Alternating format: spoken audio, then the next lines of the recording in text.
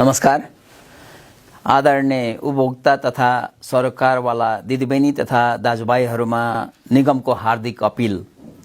मध्यपूर्वमा जारी रहेको युद्धका कारण अन्तर्राष्ट्रिय बजारमा पेट्रोलियम पदार्थको मूल्य निरन्तर वृद्धि भइरहेको विदितै छ। यस परिस्थितिमा पेट्रोलियम पदार्थको स्वचालित मूल्य प्रणाली बमोजिम मूल्य समायोजन हुन नसक्दा निगमको घाटा समेत अप्रत्याशित रूपमा बढ्न गई वित्तीय अवस्था कमजोर हुन पुगेको छ। यसरी निगमको वित्तीय अवस्था धराशायी हुँदै जाँदा पेट्रोलियम पदार्थ खरिद गरे बापतको इन्डियन ऑयल कर्पोरेसनलाई गर्नुपर्ने भुक्तानी समेत गर्न नसक्ने अवस्था सिर्जना भई आपूर्ति श्रृङ्खला नै अवरुद्ध हुन सक्ने सम्भावना उच्च भएको छ। यस विषम परिस्थितिलाई दृष्टिगत गरी पेट्रोलियम पदार्थ तथा एलपी ग्यासको वितरण प्रणालीलाई व्यवस्थित बनाई आम उपभोक्ताको माग बमोजिम पेट्रोलियम पदार्थ तथा एलपी ग्यासको उपलब्धता सुनिश्चित गर्न नेपाल आयल निगम हरदम सक्रिय रहँदै आएको छ। पछिल्लो पटक निगमले अप्रिल 3, 2026 मा पेट्रोल, डिजेल र मर्तेलको साबिक मूल्यमा उच्च घाटा रहे तापनि प्रति लिटर रु 15 का दरले मात्र मूल्य बढाई समायोजन गरिएको थियो। तथापि उक्त मूल्य समायोजन खरिद मूल्यमा भएको वृद्धिको तुलनामा अत्यन्त न्यून मात्रै भएकोले निगमलाई प्रति लिटर पेट्रोलमा रु 34 रुपैयाँ 36 पैसा, डिजेलमा रु 120 रुपैयाँ 54 पैसा तथा एलपी ग्यासमा रु 416 रुपैयाँ 37 पैसा प्रति सिलिन्डर घाटा हुँदा पाक्षिक रूपमा रु 11 अर्ब 71 करोड अर्थात् प्रतिदिन करिब रु 78 करोड घाटा भइरहेको अवस्था थियो। पछिल्लो समय नागरिकलाई राहत दिन नेपाल सरकार मन्त्री परिषदको मिति 2082-12-24 गतेको निर्णय अनुसार पेट्रोल, डिजेल र मर्तेलमा लगाइँदै आएको भन्सार महसुल तथा पूर्वाधार विकास करमा 50% छुट दिँदा घाटा घट्न गई निगमलाई पाक्षिक रूपमा करिब रु 10 अर्ब 22 करोड अर्थात् प्रतिदिन रु 68 करोड घाटा भइरहेको थियो। तत्पश्चात पनि अन्तर्राष्ट्रिय बजारमा पेट्रोलियम पदार्थको मूल्य निरन्तर रूपमा वृद्धि भइरहेको अवस्था छ।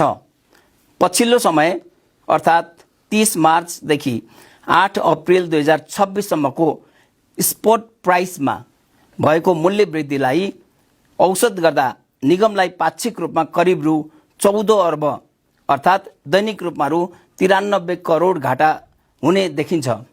तसर्थ एलपी ग्यास लगायत सम्पूर्ण पेट्रोलियम पदार्थमा मूल्य समायोजन गर्नुको विकल्प निगमसँग नभएको बेहोरा आदरणीय उपभोक्ता महानुभावहरूलाई हार्दिक अनुरोध गर्न चाहन्छु। निगमले आपूर्ति श्रृङ्खलालाई नियमित गर्न नेपाल सरकारबाट प्रदान गरिएको कर छुटबाट बचत भएको रकम, मार्च 23 देखि अप्रिल 7 सम्मको बिक्रीबाट उठेको रकम र निगमको मूल्य स्थिरीकरण कोषमा जम्मा भएको रकमबाट 8 अप्रिल 2026 मा इन्डियन ऑयल कर्पोरेसनलाई रु 26 अर्ब 86 करोड भुक्तानी गरिएको छ।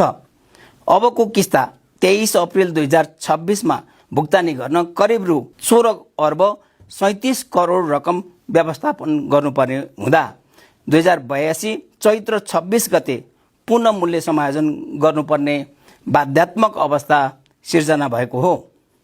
जस अनुसार पेट्रोलमा प्रति लिटर रु 17 रुपैयाँ, डिजेल मर्तेलमा प्रति लिटर रु 25 रुपैयाँ तथा एलपी ग्यासमा प्रति सिलिन्डर रु 100 र हवाई इन्धन आन्तरिकतर्फ रु 6 रुपैयाँले वृद्धि गरिएको छ।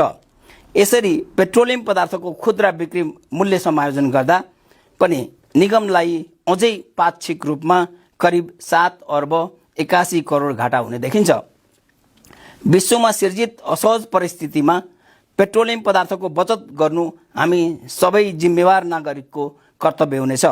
हाम्रा छिमेकी मुलुकहरू बङ्गलादेश, पाकिस्तान, श्रीलङ्का तथा अन्य एसियाली मुलुकहरूले समेत इन्धन सङ्कटको विषम परिस्थितिलाई सामना गर्न चर्को मूल्य समायोजन तथा पेट्रोलियम पदार्थको खपत कम गर्न विभिन्न विकल्पहरू जस्तै इन्धनमा कोटा प्रणाली, सवारी साधनलाई जोर बिजोर सञ्चालन, कार्यालय समय 4 दिनमा सीमित, स्कुल कलेजमा अनलाइन कक्षा सञ्चालन आदि जस्ता कठोर विकल्पहरू लागू गर्दै आएको अवस्था छ। नेपाल सरकारको स्पष्ट मार्गदर्शन, सरकारवालाहरूको सहयोग र निगमको प्रभावकारी व्यवस्थापनले गर्दा नेपालको स्थिति सन्तोषजनक अवस्थामा छ। तसर्थ इन्धन सङ्कटको विषम परिस्थितिलाई सामना गर्न सम्पूर्ण उपभोक्ता एवं सरकारवालाहरूसँग निगमले निरन्तर सहयोगको अपेक्षा गर्दछ। नेपालमा आफ्नै पेट्रोल, डिजल, मर्तेल, हवाई इन्धन तथा एलपी ग्यासको उत्पादन तथा प्रशोधन गर्ने सुविधा उपलब्ध नरहेको परिप्रेक्ष्यमा यहाँहरूलाई अवगतै छ। पेट्रोलियम पदार्थका लागि नेपालले अन्य मुलुकहरूमा निर्भर रहनुपर्ने बाध्यता छ।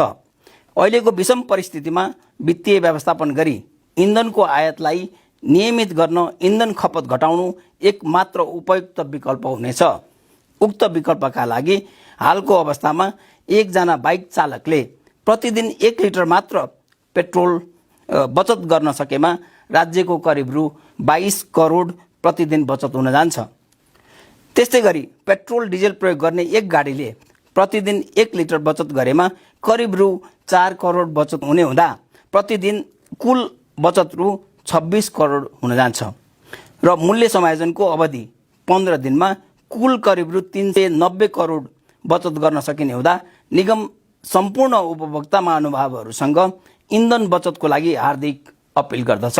अन्तर्राष्ट्रिय बजारमा भएको आकस्मिक मूल्य वृद्धिका कारण उत्पन्न भएको असहजता र कठिनाइप्रति नेपाल आयल निगम सम्पूर्ण उपभोक्ता एवं सरकारवालाहरूसँग निरन्तर सहयोगको लागि अपिल गर्दै पेट्रोलियम पदार्थको प्रयोगमा मितव्ययिता अपनाइदिनु हुन समेत हार्दिक अनुरोध गर्दछ। धन्यवाद, नमस्कार।